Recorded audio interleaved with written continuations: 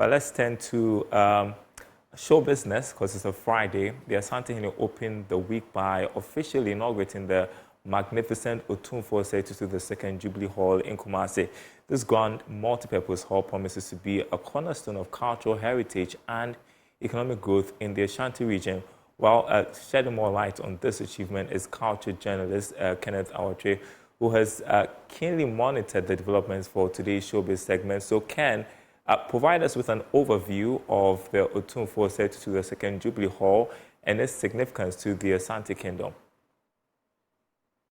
Dara, remember some weeks back we were having a conversation right on this segment about some ancient artifacts that were being returned to the Ashanti Kingdom by some museums in the United Kingdom and the US as well. Now, one of the things that came up in that discussion was the fact that there was going to be a museum in Menchia that was going to be housing these artifacts. Now, when it comes to infrastructure in the Ashanti Kingdom, there has been a very big development, which happens to be the unveiling of the 7,000 capacity auditorium, which has been dubbed the Jubilee Hall in the Ashanti Kingdom. Now, this is on the premises of the Menchia Palace, and the Asantehene Otumfuo has indicated how much of a significance that this facility is going to be to the people of the Ashanti region when it comes to like the cultural events, when it comes to traditional events, ceremonial events, among others. This is going to be a one-stop shop for everything in that bracket as well. And it has been welcomed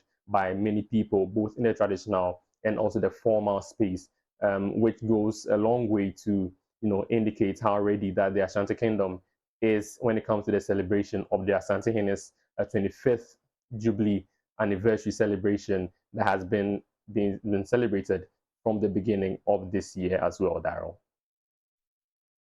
So what inspired the construction of this impressive hall, and what role did the Asantehene Otumfuo II play in bringing this vision to fruition?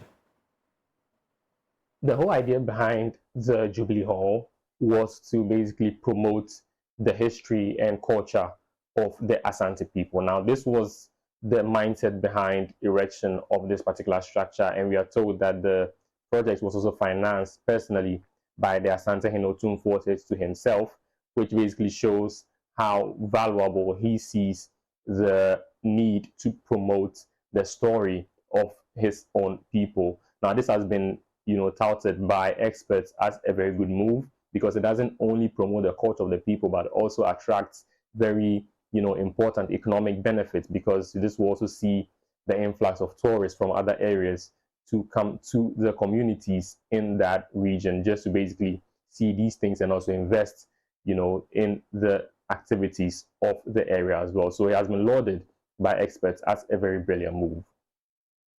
The architectural design of the Jubilee Hall seems unique. I'm hoping that we can show bits of it for our audience. Do you know what elements are incorporated into this design? Absolutely, Darrow. Now, the building basically combines a very beautiful blend of modern architecture with the very typical quintessence of a very traditional Ashanti household, and that is how the architects ensure that the building stands out. Now, even at the entrance of this facility, you'd realize that there are a lot of edikra symbols being displayed over there. So just by lifting your head and looking at the wall, you'd learn a lot about the culture itself. Also, there is the display of what we know as the golden stool, or sikajakufi as it's called by the Ashanti people, which was conjured by Okomfo Anoche himself as well. So these are some facilities. Also, there is the 2,000-seater acoustic auditorium within this particular building, which means that you would realize that it was very well thought through, and it's very much expected that it will be used to the most, optimal levels by these particular people. So it's basically tailored to pay homage to the culture of the people, basically. And finally, Ken, what impact do you envision the Jubilee Hall would have on the Asante Kingdom, the wider community, and on the events business? Now, Dara, when it comes to impact, the Jubilee Hall basically is not just a venue. It will also go on to boost the pride of the Asante people when it comes to their culture and their heritage, including identity as well. Now, by providing this particular space for both traditional ceremonies, cultural ceremonies, amongst other gatherings, it's also going to promote some economic activities in the area and also go further to boost that particular sense of community that every people need to be able to thrive in a harmonious manner. Now, beyond all of this, also has the potential to attract tourists as well. Investors are going to be keen on exploring that particular area, and also when it comes to the international stage and the national stage, of course, this is going to be a very economically viable activity that will project the region on the national scale as well. So these are very important impact that cannot be glossed over when it comes to the significance of a building as unique as this one that was unveiled on Monday, the Jubilee Hall in the Ashanti region. So much, Ken. Just for the benefit of our audience, maybe we can show a bit of that magnificent edifice that Ken has been talking to us about, the Jubilee Hall that has been unveiled. There you go.